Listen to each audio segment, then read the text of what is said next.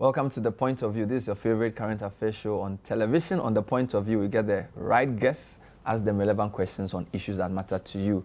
We're live and interactive tonight with a legend of African football. He's launching his book on the 30th of April and he's agreed to give us some insights into why he's writing the book, his journey as a soccer star, and of course, he's almost like an icon now on the African continent. Asamoah Gyan is my guest. We'll take your questions too, so you can send them in on the WhatsApp number on your screen. We'll be right back.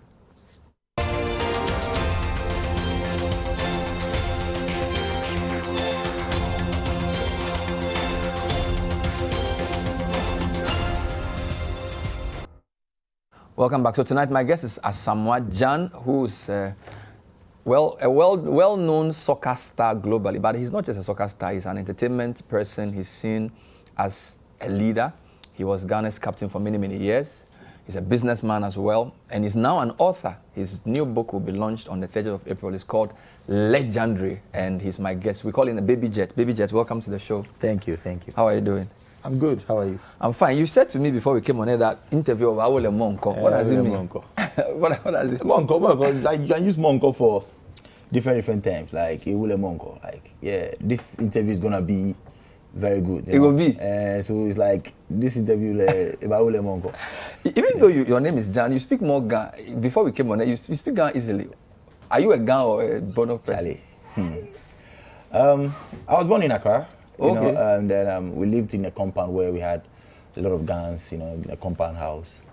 You know, and I think I played in the coast level in Ghana, playing around Koligono, Choko, that area. So you're a proper Accra boy. You know, so I'm a proper Accra boy. No, you're a Ghan Joba. Ewule Monko then. Wow. So Choko Bukom areas, that's a place where a lot of football talent develops. Yeah, we have boxers and footballers around that area. How important is it to grow up in a tough neighborhood like that in your development? When you look at what you've achieved, does playing court in those places, sometimes after the game fans want to fight, sometimes there's cat calls. How is that important for a footballer's development? Yeah, that has made me develop the thick skin that people know. You know, sometimes I think right now people just ask themselves, this guy, how did he do it? Like all the insults and all the negative stuff, but he keeps going. You know, so I learned from this course level. You know, sometimes during the course you don't do well. A fan will come onto the field, wow, and insult your mother and go back. You understand? Serious? You know, so yeah, they insult you, you feel it. Like you see the person insulting you. But this is the case, people sit on radio and that one, no. It doesn't so affect. you face more serious things than even what journalists do? Yeah. Wow. You know, so when they do those things, it comes to the territory. You know, I put myself into that position. You know, so when people say, and why do the fans do that? Is it just the passion for the game? Yeah, it's the passion for the game. You know, but I would say just 5% do it like they have personal issues. You know, when they are criticizing, you don't see any fact. They just be cursing you and then really? Saying a lot of something that doesn't make sense. You know, so how do you block that out of your mind? Because maybe you're in a halftime and you're not doing well in a game at Colts. You are 16, 15 years old, and fans are insulting you. How do you?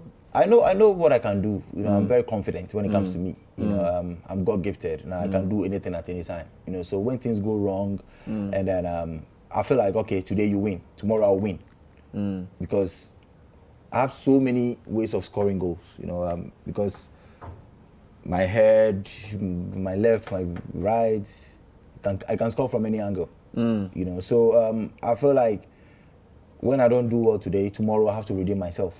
You know, so sometimes you prove to that. So that's the first time you do this. Yeah, sometimes. You know, sometimes. What's that? Keep quiet. Yeah, sometimes people do things personally, like they do. You see, it's personal. You know, and sometimes it gets to me. I'm human. You know, so I'm like, okay, let's see what's gonna happen, and then.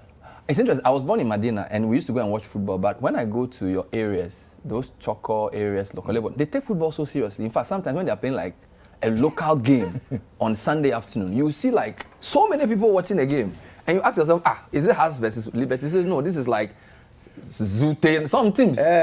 What is it about those areas that makes them so passionate about football? Yeah, you know, that is what they love. You know, I don't know why, but you know, people grew up seeing people playing, you know. So when it comes to this rivalry game, like King Harrison playing against Mighty Victory, I played for Mighty Victory, and then I played for Cedars. Okay. Around Kolegon or that area, you know. So when these teams are playing, it's big. It's big. Bragging rights. Just imagine yourself scoring in this kind of games. You know, it's Do you amazing. still go and watch those games? Honestly, no, it's been a while. Honestly, I haven't been there. Too many people will come and see you now. I remember, I think 6 years ago or something, I think my old friends against our rivals. You know, So the old guys. Yeah, we organized the game and then we played at the Mamprobi.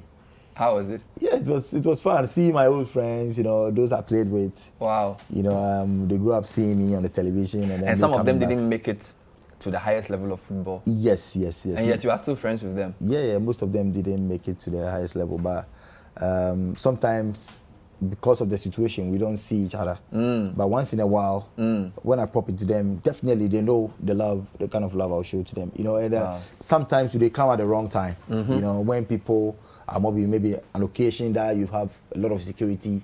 Yeah. You know, and sometimes I feel bad they can't get closer to me, but I feel like it's one of those things. So it was important to you to catch up with your old friends and play football with them? Yeah. That is the only way I can catch up with them. Like, morning training, so I go to places and go play, I see them, and then we... But you still do Monday Stars? Monday Stars, it's been a while though. I think it's been like almost 2 years.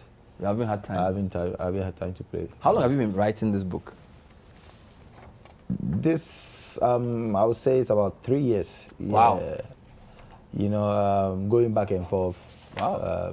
Before I was like, Charlie, this thing, yeah.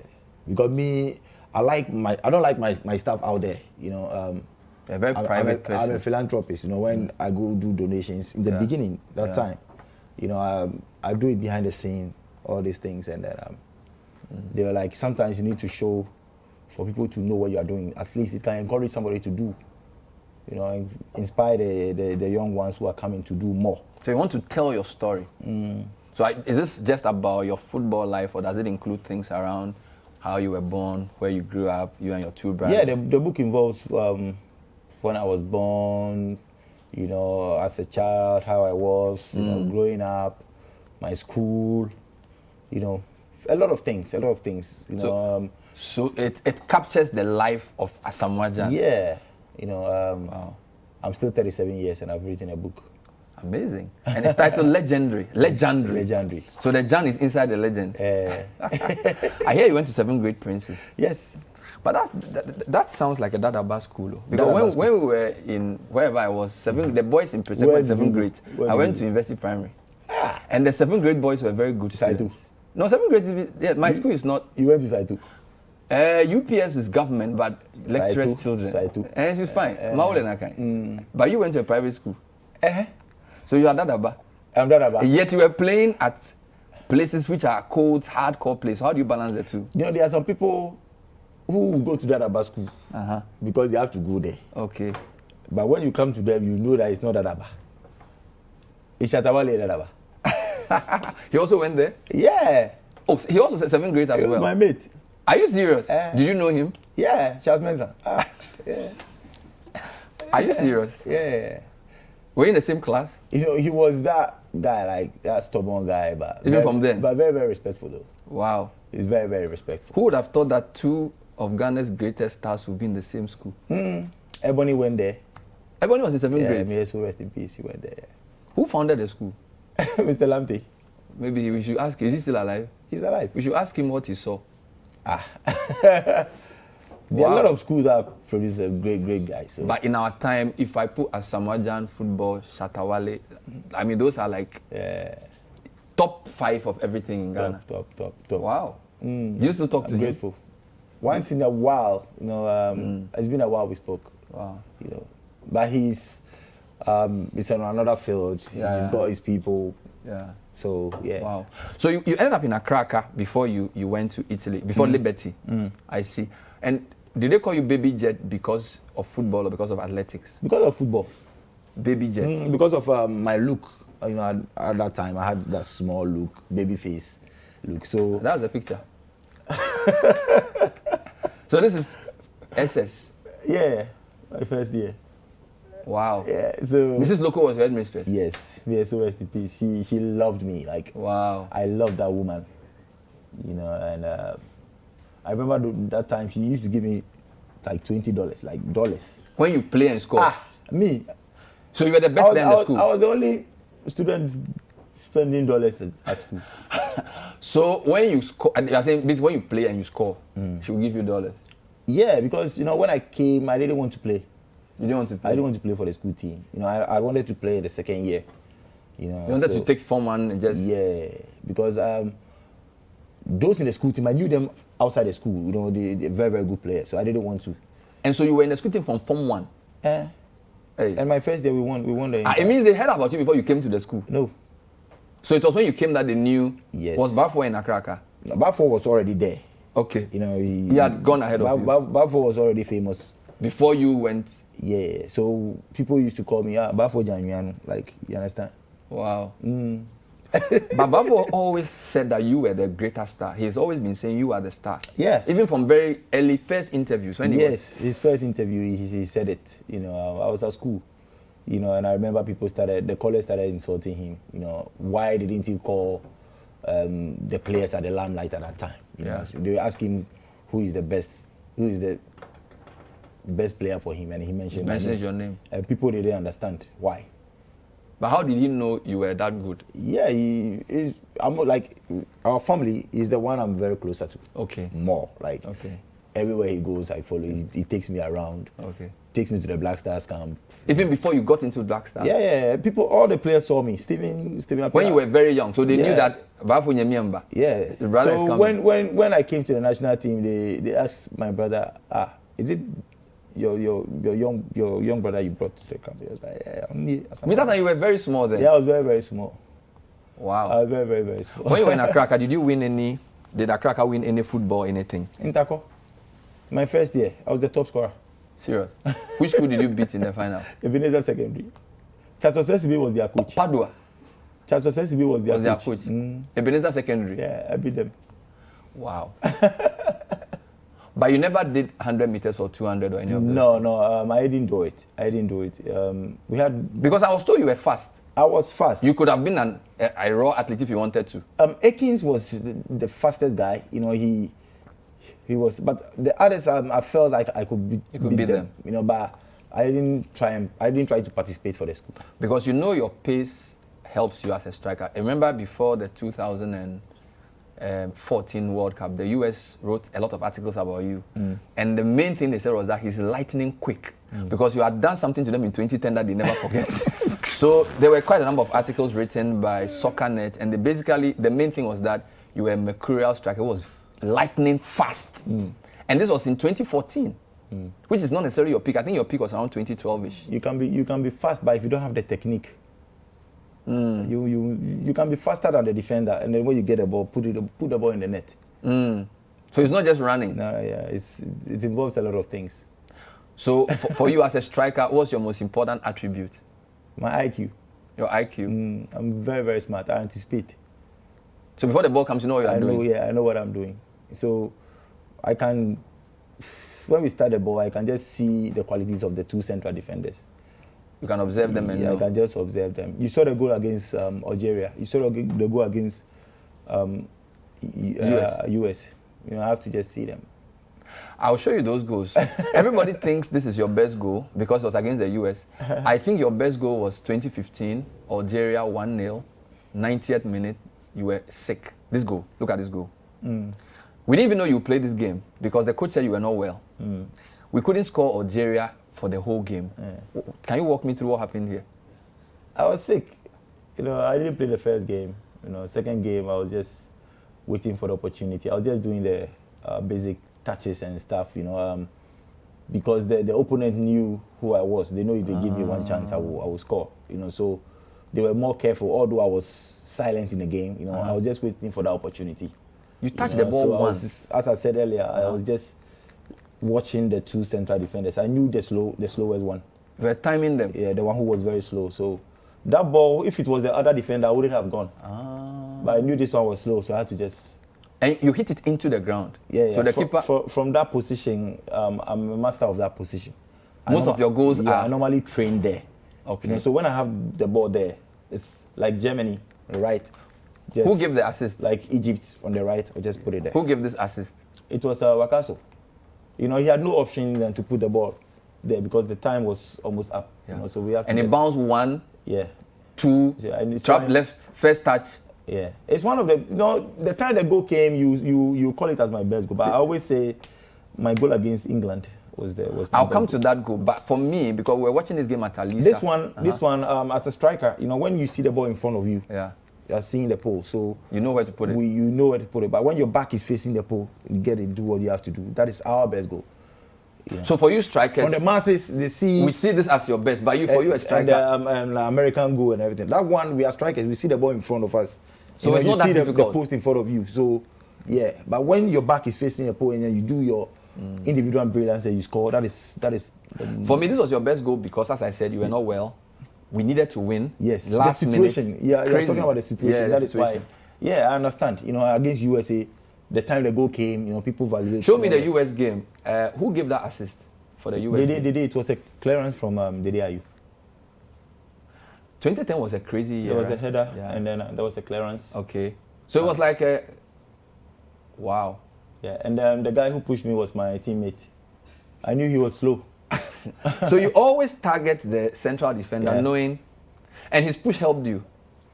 You know, when he pushed me, I had wanted to go down. If it was inside the box, I would have gone down. But I watched it and I was like, it was outside. So I had to you were off balance. I have to resist. You were off balance. That is why I say I have the IQ. I anticipate. Where you place the ball, did you know? I mean, I think it was the goal of the tournament too. Sometimes you get to a position that you don't need the placement. You have to just hit the target. So power. Yeah, just so hit some the is target. Placement, some is power. So this one, you were off balance. Yeah, it's just boom. Yeah. If the keeper catch you, leave it. Wow. You let the ball bounce again. Yeah. Where did you learn how to strike? Were you always a striker? No, I started as a left back. Although I was a right footer, I started as a left back. Oh, really? Yeah. You started as a left back? Yeah, my brother also started as a left back. A right footer being used as left back? Yeah. Which is why you are ambidextrous, which is why you are good with both feet? I don't know. Because you are born as a righty. I can play every position. But you use your right hand to write? Yes. Yet, in football, you are like 0, left, right? Yeah, left, right, everything. So it's as a left back. So who pushed you forward? Which coach asked you to play? At under 12. Okay. Yeah, no, under 10. The coach said you should go forward. Yeah, they were not doing well. Our team wasn't doing well, and then he had to take risk.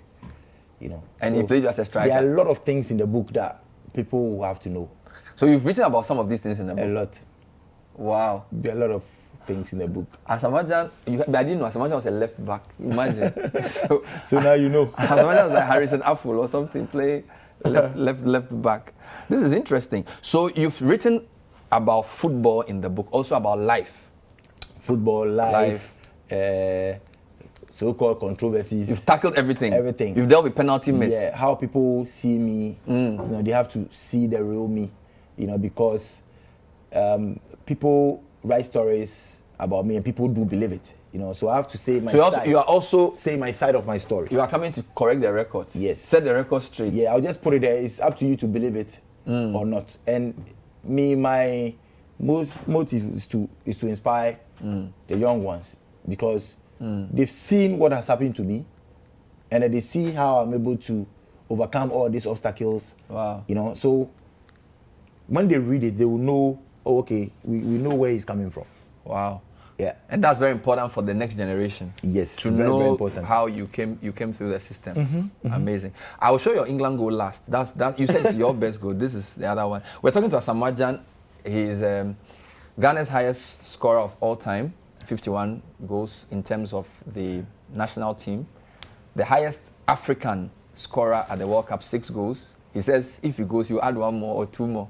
You break Miroslav's closest record.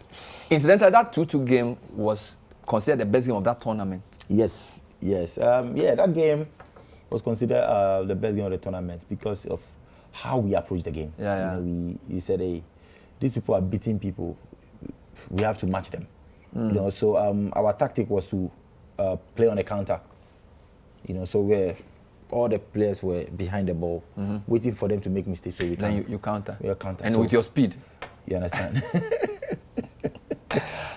When you watch the modern game today, when you watch the coach, I was talking to you about, I prefer Liverpool. And I said I like Klopp to Pep. The reason I like Klopp is Klopp doesn't need too much possession. He's fast on the break. Pep will dominate the ball. Which of them would you have loved to play for? If you were supposed to play for Man City, Pep or Jurgen Klopp today, who would you choose to play for? Pep. Why? Because when you dominate possession, you don't get tired because you are using the ball more. You know, when you have the ball, you don't get tired. You know, so his tactic is to press high, make sure you hit the ball, and then they get possession, and then they start. So they playing. suffocate you. You get tired. So it's like they run just 5 meters, so they don't get. They don't get that tired. Yeah. But Liverpool, you have to work a bit harder. You will be following the ball. So when they pass, you will be following the ball. So the more you get the ball, you don't get tired. Wow. You can be tired without the ball, but when the ball comes, you don't get tired. Even though you are still running? Yeah. When you have the ball, you don't get tired? You have to do something. You know, when you are, just imagine when you are jogging alone. It's tiring. It's tiring. But But when you are ball, playing, you don't get tired. That's a lesson for Unless you lose the ball. When you lose the ball, you have to run for it. I get it. Yeah. So Pep's opponents get tired quickly because they are running without the ball. You know, and this kind of games, you need to get more technical players. You know, that is why Pep likes technical players. You could see even his central defenders, they don't kick long. They always if it's goalkeeper. You know, like modern goalkeepers, he used the goalkeeper as a centre back, you know, to make distributions and everything. You know, so yeah. We'll talk about that. We'll deal with all those when we come back. Maybe Coach Jan will tell. Maybe you become a coach one day. He was on the Super Sports AFCON punditry, and I think he enjoyed it. He probably even envies journalists now because he did journalistic work for a month and he was very happy with our work. So we'll come back and talk about that. This is the point of view. My guest, Asamoah Gyan, his book launch is 30th. He will do other things apart from the launch. He's probably coming to a campus near you. So it's not just the launch. There are other things happening which will make the book available. Stay tuned. We'll be right back.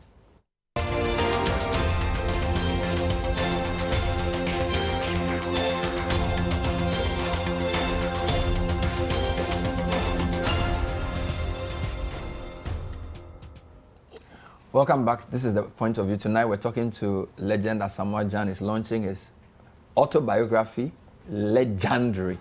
And mind the play on words, Legendary. It's on 30th April. The president is a special guest. Quite a number of dignitaries are coming. And it's on a sort of media blitz to promote the book. I saw you join the AFCON punditry, and I think you enjoyed it because, of course, we the media, we criticize a lot. So sometimes we just talk. But when I watched your analysis, two things struck me. You think about the game very carefully. You are a tactician, and you also enjoyed the company of the guys on the team. And I think if they had continued for even 1 month, you would have wanted to go on. Am I lying? Yeah. When I started, it was my first time, you know, so when I got there, I was a bit tense, you know, but I was like, even at home, I used to lecture people about the game. Like when we watch game, I do analyze the game to them for them to understand. So it's like, it's still the same. So I just had to forget about the camera.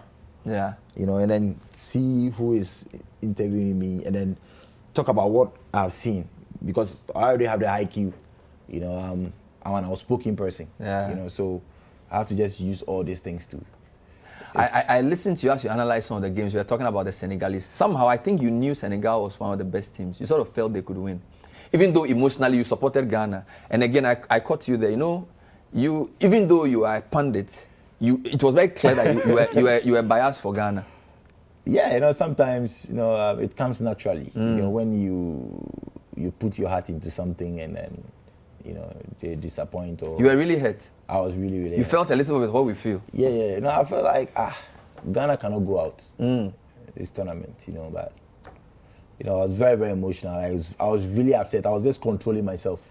Did it give you a little understanding of where we come from as Ghanaians and journalists? No, although people see me like a jovial type, you know, I can joke, I can do stand-up comedy for people to laugh, you know, but I don't joke with my work. You know, when I get there, And you know, sometimes I'm not the one who shouts at players, you know, on the field. They do this, do that. But the look, you know, the look, you understand.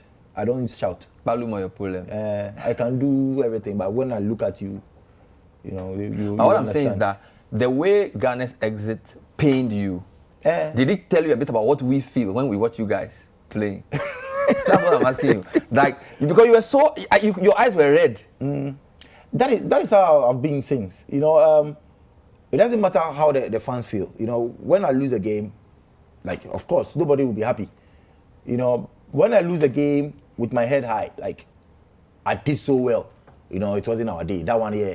But when you don't play well. Yeah, but when you don't play well and then you lose. Because sometimes the fans think the stars don't care. Sometimes that's the impression they get, that the players are not interested. They are not as, for example, AFCON. You know, Ghana, we really want to win the AFCON. We've been to the semi-finals so many times. Sometimes the people think these guys cry. They are not interested. Yeah, everybody has got his own opinion. You know, just think about we sacrificing, going to training camp, running here and there, and then we go and joke. Well, I don't know. Maybe they feel, I don't know. No, it's their own opinion. So you're saying that we misunderstand you guys? Yeah, but sometimes you have to put ourselves in people's shoes. You know, just for the formalities. Like, yeah, we lost, so they can see. But why has AFCON been so tough to win? What is the problem? What do you think is the issue? I don't know. Everybody goes there to win, you know. But at the end of the day, maybe things go wrong, and then that is all I can say. Because we came close in 2010 and 2015. 2010 was 1-0 against Shehate's Egypt. That was the 2010 team that went to the World Cup to do so well. And then 2015 penalties. It's almost like we had a mental block against Cote d'Ivoire in a way. They always sort of come on top, even though we played better. What is it? What is it? I don't know. We always have the mentality we are going to win. You know, every team goes to the tournament to win it. Now, there are some teams who go there to participate. I see. You know, but especially in Ghana, the expectation is so high. Yeah. You know, and so we just go in there to win the cup. You know, nothing else. But when we go, you might not know. I'm praying to God. Somebody is also praying to God. Yeah. You are training. We are all training. Like, tactically, things can go wrong. So there's also luck sometimes. Luck is like 5%, 10%. But I think the Cote d'Ivoire 2015 was pure penalties. That could be luck, right? Yeah, maybe they were destined to win it, because they were 2 penalties down, and then they still lost the game. You know, so some people think if you are kicked down, we could have won. I wasn't in the team. You went off before. Yeah, I went off before penalty shootout. Maybe that was, I don't know. do you like, when there's a chance you miss, do you think about it in the past? Like, so let's assume you miss a chance and you go home and you watch the game. How do you deal with, I should have done this, I should have done that? Do you sort of, how do you deal with the regret of, if only I had done this, I could have scored? Yeah, sometimes it happens. You know, but me, as I said, I'm a natural goal scorer. I practice goal scoring a lot. You know, when I shoot and I miss, I know it's not going. You know, but there are some balls when I shoot and I score, I don't even look. I just know it was going in. I'll just go and dance. Did you say at some point you're not going to kick penalties for Ghana again? Yes. After the 2012 Zambia one, semi-finals. Yeah. Wow. But have you dealt with that whole issue? Uruguay, Suarez, penalty misses, because we are meeting them again. How have you processed that? Have you gone over it, or does it still haunt you? When they finished the draw and then Uruguay, I started having text messages. Charlie, go and redeem yourself. You know, it's something I had wanted to. Yeah. You know, since that very time, I just God rewind the day, let the day go back. You know, but it is what it is. I have to live it. Live with it. I have to live with it to the end of my life. But you know what's interesting? The courage to take the penalty after, because when we did the 5 of you, I don't know if you guys have that penalty. After this one, when we did the 5, you actually took and scored. I don't know how many people could have done that. That one is in the book. So you've written something about that in the book? They have to find out. You did the first kick. Yes, the first and you kick. scored. Yes. And it was important to take the first kick. Yes. Wow. So you talk about how you process all of that. You know, when you make mistakes. It doesn't know you don't know how to. It doesn't mean you don't know how to do it. Yeah. You know. So I wanted to just show everybody it was just a mistake. And you scored. And then I had to just put it there because that is my job. Some people say Germany is very good at penalties and they sort of plan for it. Generally, for a long time, England loses to Germany in penalty kicks, and they think that the Germans have some tricks on penalties. Is there something teams can do better at penalties? Yeah, you can train on penalties, how to shoot penalties. But you could see, the technique to shoot the ball. When somebody has that IQ, the person will know, okay, he's a good penalty taker. It doesn't matter whether the goalkeeper takes it or not. When somebody shoots, you see this one has got good technique. And the best penalty takers are those who miss. Sometimes. Yeah. Roberto Baggio. Yeah. Sometimes, we the 5 players, we go and maybe our best person will miss on that day. Like 2015. I'm told Refri Akwa was one of our best kickers. Yeah. He missed. He never missed a training. He never missed anything. So it happens. It happens. It happens. What do you think of this new penalty they do, Penanka? The thing that Bruno Fernandes and not Penanka, the jump. The jump. Chelsea has this guy who does it. Juninho. Yes, and then Bruno Fernandes also does it. They sort of jump. Yeah. So when they jump, they see the goalkeeper's movement and everything. So they sort of get the keeper to move first. Yeah, they know where the ball is. So when they jump, they just see the goalkeeper's movement. Because the ball is faster than the goalkeeper. You have to make a step before you go. If not, the ball will pass. So you just look at him. So football is very intellectual. There are a lot of things, though. Strikers' movement. Like I was watching some of your balls. Like when they hit the ball, sometimes you go and then you come back. Are you trying to get the? Are you shall about the alumini? Yeah, that is how strikers score. You use you have to get composure. Like you have to have that composure. There are a lot of movements in the game.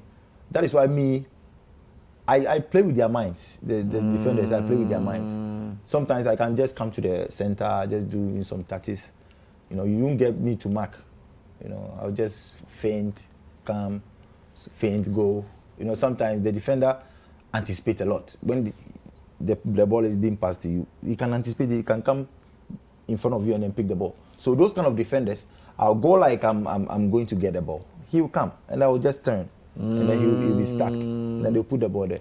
So there are a lot of movements. So you need a good assist. The person playing with you should know your movement. Yeah. In the training, you have to practice with the midfielder, or in the game, you tell them, Charlie, watch my last movement before you put the ball. Something like that. You recently, they were discussing Luka Modric's assist, and I think Fento of Citi was talking about the best assist. And then you said you think that Kojo Asamoah's assist for your goal was more serious. Yeah. Can you explain? Do you have that? Yeah. The way he positions his this body, ball. On the left side, normally you have to cross with the... Yes. And he used the outside. Outside, in the left side. And he still came to... And when you're on the right side, when you're on the left side and you are right-footed, you use the out, the outstep. But he was at the left side, and then he still used the outstep of the foot. Is this something you had practiced with him? No. This one came naturally. Look. Wow. It's more difficult than Modric's own. Modric was on the left side, but he used the right. So Modric's own was more easier. Kojo could have broken his knee or something. Wow. But put on a plate for you, and you headed it into the ground. Why do you always head it into the ground? To confuse the keeper? It depends. On the keeper's positioning? Yeah.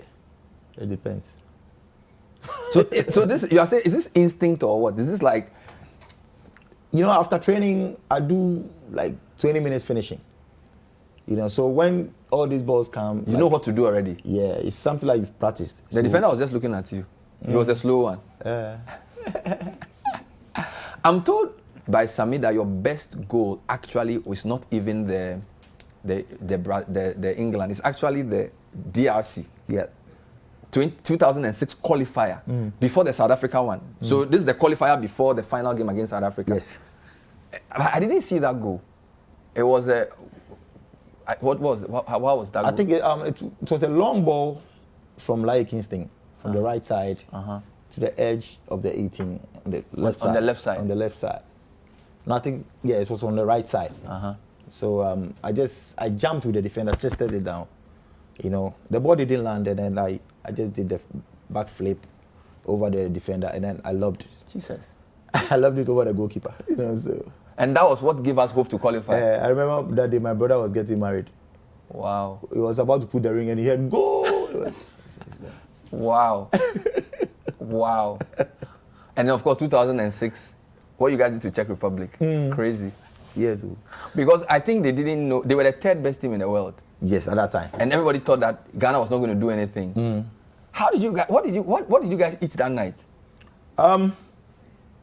First game was against Italy. We were inexperienced. We went, Yeah, you didn't know what to do. Yeah, no, we went there to compete, you know, but we were beaten with their experience. You were more experienced. You know, so going into the second game, we're like, okay, now we've tasted the World Cup. So nothing to fear. Yeah, and then you scored the fastest goal in the World Cup. This is Steven Appiah, chest, Puyaga. left foot. This is Pavel Nedved's Czech Republic. That generation was their Serious? golden generation. Serious. But this game you could have scored like 5. Ghana could have scored like 5. I was inexperienced at that time. You know, that game I should have gotten a hat trick or something. Yeah. What dance is that? You know, Puma, we signed a contract. You know, they said every celebration you should do something for them. And then I got some Ewulemon money there. So, but you had this dance you do like it's like you are collecting something. Do you think about the dance before when you score and the spirit comes? Sometimes I do plan it. Aha. Sometimes I plan. Sometimes you plan it. But sometimes it comes. It comes naturally. But this game was amazing. This one, after I'm going to take. Is that not Otuado standing behind you? The coach. Otuado, yes.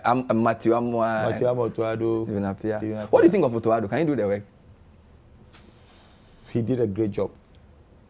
After the game, I wrote masterclass. You could see what he was doing. Yes. You know, I think he played all the technical team. They played a huge role.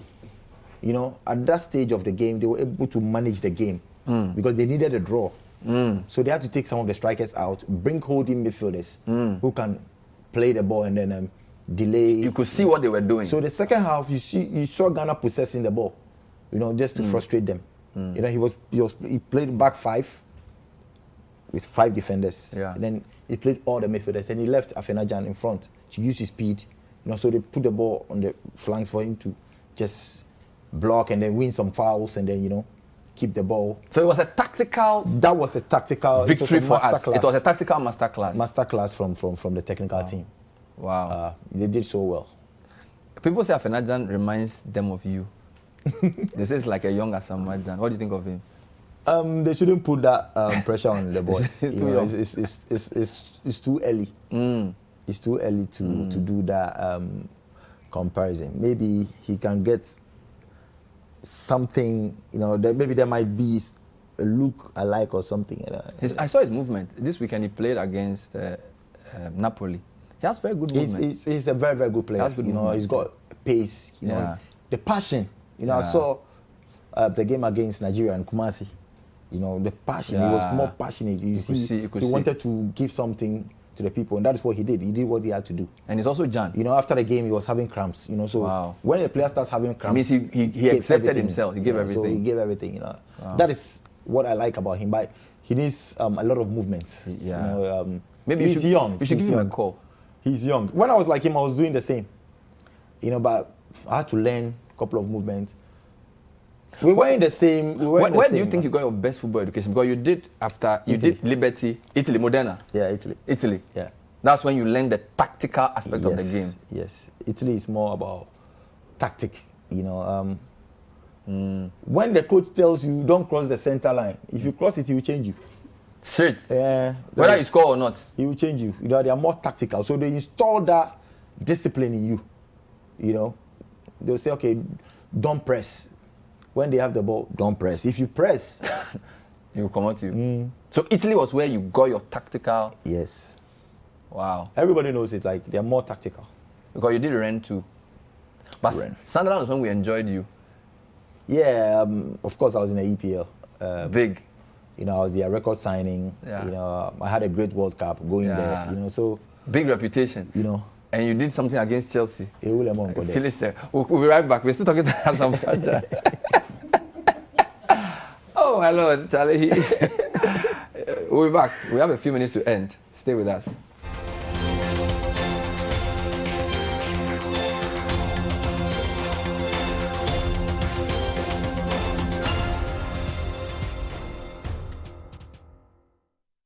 Welcome back. Baby Jet is our guest. I was telling him off air that he's a footballer, he's a chief, he's an honorary doctorate, he's a businessman, he's a musician. What else are you? You're everything. you have so many businesses. For a footballer, that's incredible. Where did you get your business acumen from? My father. Your dad is a businessman? My father used to sell maize to take care of us. Oh. Yeah. So I learned that from him. So you're a businessman as well. You're also a development chief. I see. So when you finish the launch, what will you do after launching the book on 30th? What else? You know, we couldn't invite everybody. It was strictly by invitation. You know, so me and my team, we are trying to put something together for the masses. Okay. You know, just find a bigger place and then do the like something like a premiere. Okay. You know, to show my videos. Okay. The book will be sold there also for people to get their copy. Okay. And then after we'll be going to the universities. Nice. You know, we go to the universities. Roadshow. Roadshow to talk to the people about. Like we'll be going to Kumasi for the book launch. Okay. You know, we go Europe, like UK. We go to Dubai.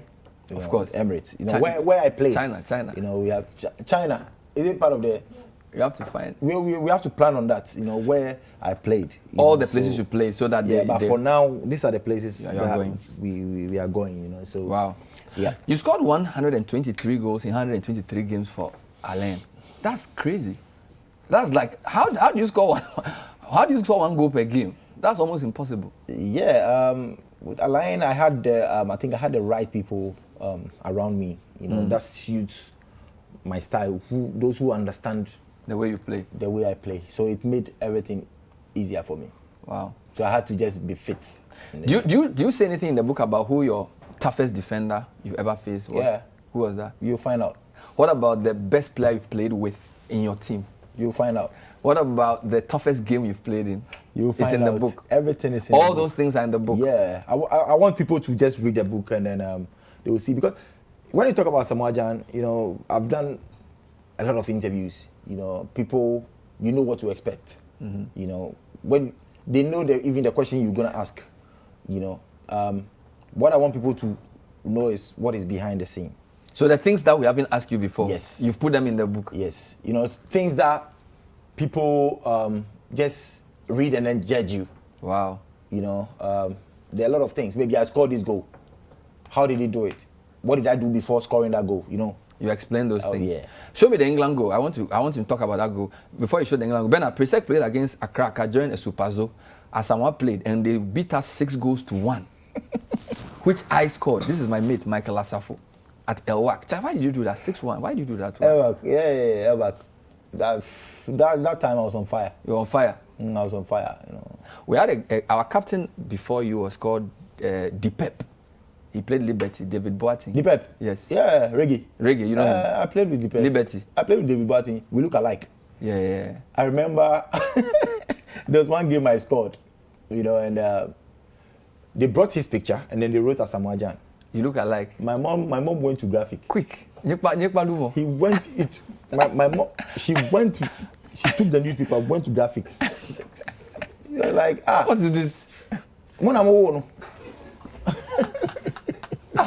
Your whole family was into the thing. Yeah. Amazing. Talk to me about this goal. Why was this such an important goal for you? This is one of my best games for the Black Stars. One of my best games. You know, it got to a time I had to just take responsibility. You know, time was running out.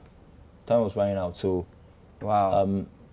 You know, to be up there, sometimes you need to take responsibility. You need to take risk. You know, I felt like, okay, it's time. Let me also do So this something. this was not coach formation. This was just you deciding that you can't lose against England. Yeah, when you are losing, sometimes the coach doesn't decide. You have to just put the players there, put the ball inside. That one. But what you did to Julian Lescott, is it good? Why do you do that to somebody's father? Show me the thing. This again. game was on a Wednesday. Yes, this was a... It was on a Wednesday, and then on a Sunday, we were playing against Man City. What he did to me. Oh, he was not happy with you. No, like he came in strong. Yeah, because you disgraced him. Yeah. I think Sunday, Sunderland played against... yeah. So this is the first touch. Yeah. And then you sort of took the ball back. Yeah. Oh, Charlie. Yeah. People were like, Inkum was asking the ball from the right side. So people thought I was going to pass it to him. You targeted him, didn't you? Yeah. He thought I was going to Inkum, so that was how. And the Ghana fans went crazy. This is it. You see, 10. 10. Inkum was there. They thought I was going to give it to him. So, dummy. See this one, bam. Oh. Monko. Tuzafi was waiting for me. In London? Yeah, Tuzafi. Monko. I think you enjoyed your England. Even though you didn't stay there for too long. I enjoyed it. Because the EPL is big. That time was when Asamoah Gyan came up. Yeah, everybody wanted you. Around that time. I was in my prime. At that time, I could play for any club. Any club and be a starter. Yeah. Yeah. But you left. You left. This was my first game. Yeah. You did something to Chelsea that day. Do you know the one who gave me that cross? Jordan Henderson. Captain Liverpool captain? Yeah. He was your teammate? He was 20 years, yeah. Oh, wow. Yeah. We did.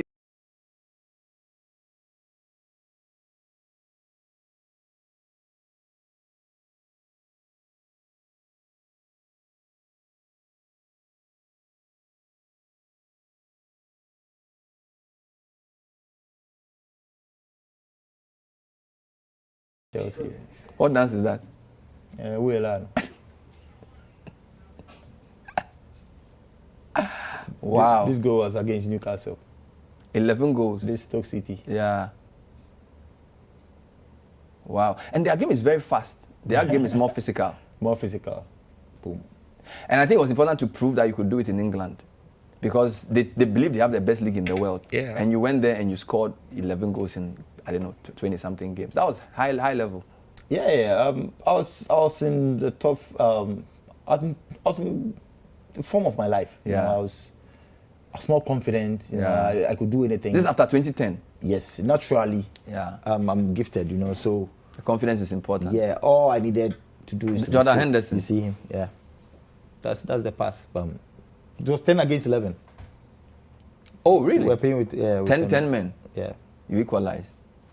Wow. No, I scored and they equalized. They equalized. I see. And you did a 3 against Chelsea. Do you think how do you think we'll do at the World Cup? Using the what you've said, what's your prediction? Prediction? I don't know. We have to get to Qatar and see what happens. And then we see what happens. Because my worry right now is for the team to create chances. When we create chances, then I can say something. But when we don't create chances, I get worried. So that is my only issue. But we have great players, young players, talented players. But we have to create chances enough. Do you see yourself going to coaching anytime soon? I'll get a license very, very soon. I'll get a license B very soon. And then we see what happens. Hopefully you take us to the World Cup and win, or you win an AFCON as a coach. Everything is possible. I'm telling you. We'll be there on 30th to support you. Thank you. Thank you for all you do for Ghana. You're a big man. Interview Wule Monko. Wule Monko. So on the 30th, I'm just inviting everybody. Yeah. Not everybody. Those who have been invited. Thank you. Those who have been invited to come with their invitation. And those who want to support the event, my team is around. The numbers are there. So fantastic. It's called Legendary. Asamoah Gyan was our guest. Gave us a great show. We appreciate his status as a legend for Ghana. Thank you for watching. Hope you enjoyed it. For once, we moved away from all the politics and spoke about football with our biggest football star, the Baby Jet. The business dashboard is next.